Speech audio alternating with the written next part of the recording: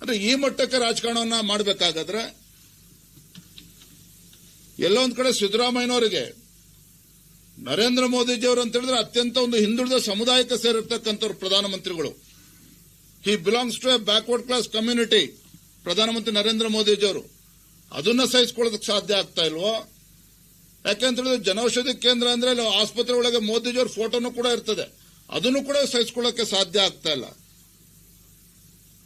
ಹಾಗಾಗಿ ಈ ತರ ನಿರ್ಧಾರಗಳು ಖಂಡಿತ ಇವತ್ತು ರಾಜ್ಯಕ್ಕೂ ಕೂಡ ಒಳ್ಳೇದಾಗೋದಿಲ್ಲ, ಬಡವರಿಗೂ ಕೂಡ ಇವತ್ತು ಅನ್ಯಾಯ ಆಗ್ತಾ ಇದೆ. ಇಂಥ ನಿರ್ಧಾರವನ್ನ ರಾಜ್ಯ ಸರ್ಕಾರ ಹಿಂದೆ ತೆಗೆದುಕೊಳ್ಬೇಕು. ಇಲ್ಲ ಅಂತ ಹೇಳಿ ನಾವು ಭಾರತೀಯ ಜನತಾ ಪಾರ್ಟಿಗೆ ಇದ್ರ ಬಗ್ಗೆ ಒಂದು ಹೋರಾಟಕ್ಕೂ ಕೂಡ ನಾವು ಕರೆಯನ್ನ ಕೊಡ್ತೇವೆ. ಈ ರೀತಿ ಬಡವರ ವಿಚಾರದಲ್ಲಿ ರಾಜಕಾರಣ ಮಾಡ್ತಕ್ಕಂಥದ್ದು ಇದು ಸರಿಯಲ್ಲ. ಈ ನಿರ್ಧಾರದಿಂದ ಹಿಂದೆ ಸರಿಬೇಕು ಅಂತೇಳಿ ಮಾನ್ಯ ಮುಖ್ಯಮಂತ್ರಿಗಳು ನಾನು ಈ ಸಂದರ್ಭದಲ್ಲಿ ಆಗ್ರಹವನ್ನು ನಾನು ಮಾಡ್ತಾ ಇದ್ದೇನೆ.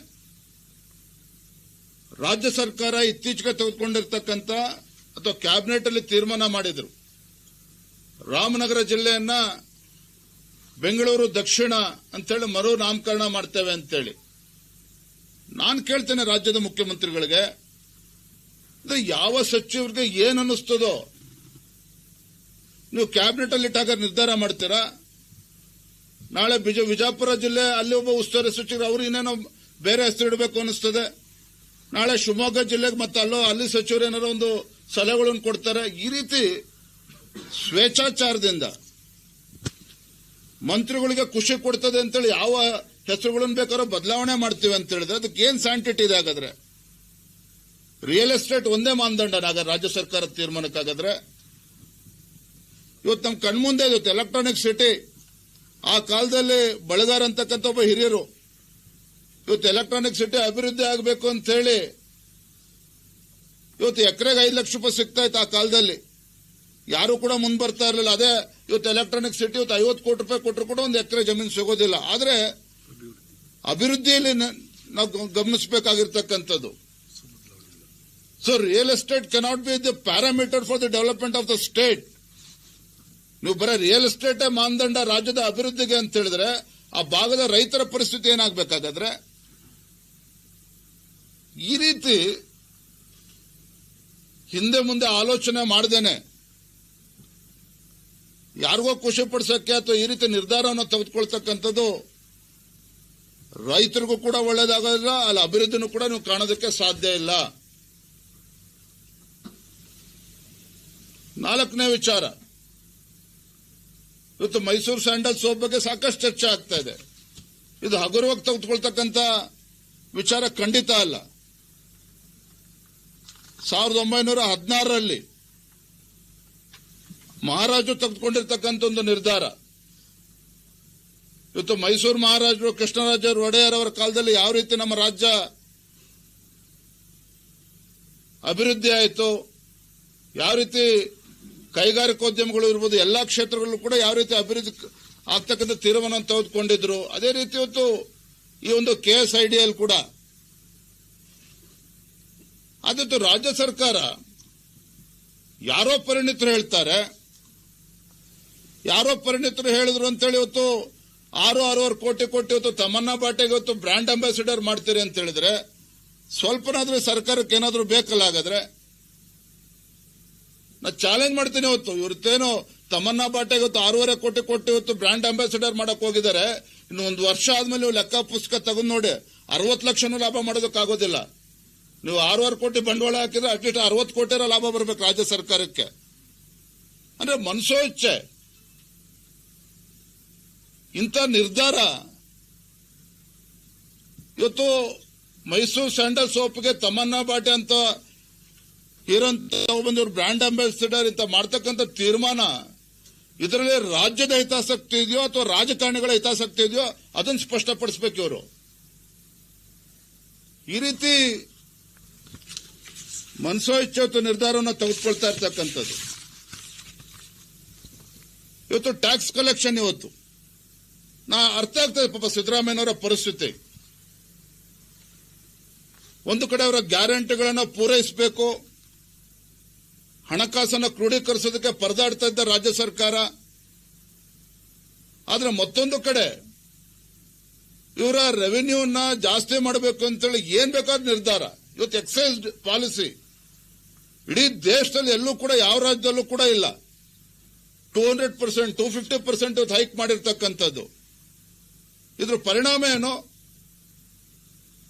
ಇವತ್ತು ರಾಜ್ಯದಲ್ಲಿ ಕುಡುಕರನ್ನು ಜಾಸ್ತಿ ಮಾಡ್ತಾರೆ. ಇವರು ಎಕ್ಸೈಸ್ ಅಂಗಡಿಗಳು ಅಷ್ಟೊಂದು ಲೈಸೆನ್ಸ್ ಫೀಸ್ ಕೊಟ್ಟು, ಇದ್ರ ಪರಿಣಾಮ ಏನು? ಕುಡುಕರನ್ನು ಜಾಸ್ತಿ ಮಾಡಕ್ ಕೊಟ್ಟಿದ್ರಾಗ ರಾಜ್ಯ ಸರ್ಕಾರದವರಾಗಾದ್ರೆ ನಿಮ್ ರೆವಿನ್ಯೂ ಜಾಸ್ತಿ ಆಗ್ಬೇಕು ಅಂತೇಳಿ. ರಾಜ್ಯದಲ್ಲಿ ಅಭಿವೃದ್ಧಿ ಕೆಲಸ ಕಾರ್ಯಗಳು ನಡೀತಾ ಇಲ್ಲ. ಬರೀ ಟಾರ್ಗೆಟ್ಗಳನ್ನ ಜಾಸ್ತಿ ಮಾಡಿ ಎಲ್ಲ ಇಲಾಖೆಗೆ. ನೋಡಿ, ನಿನ್ನೆ ದಿನ ಮಂಡ್ಯದಲ್ಲಿ ಒಂದು ದುರ್ಘಟನೆ ನಡೆದಿದೆ. ಇವತ್ತು ರಾಜ್ಯ ಸರ್ಕಾರ ಎಲ್ಲ ಇಲಾಖೆಗಳು ಕೂಡ ಇವತ್ತು ಟ್ಯಾಕ್ಸ್ ಕಲೆಕ್ಷನ್ಗೋಸ್ಕರ ಟಾರ್ಗೆಟ್ ಅನ್ನು ನೀಡಿದ್ದಾರೆ. ಅದೇ ರೀತಿ ಇವತ್ತು ಟ್ರಾಫಿಕ್ ಡಿಪಾರ್ಟ್ಮೆಂಟ್ ಪೊಲೀಸರು ಕೂಡ ಟಾರ್ಗೆಟ್ ಅನ್ನು ನೀಡಿದ್ದಾರೆ. ಅದರ ಪರಿಣಾಮನೇ ನಿನ್ನೆ ಮಂಡ್ಯದಲ್ಲಿ ಏನು ಪಾಪ ಆ ಬಡ ಕುಟುಂಬ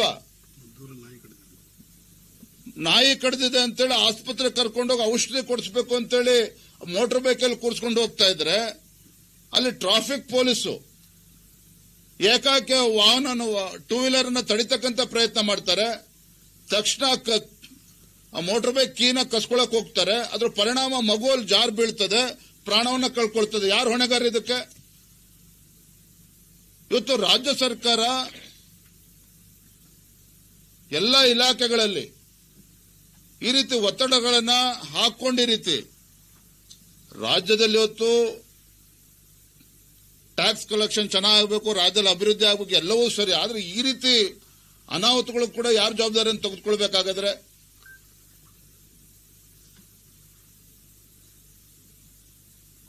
ಮತ್ತೊಂದು ಕಡೆ ರಾಜ್ಯ ಸರ್ಕಾರ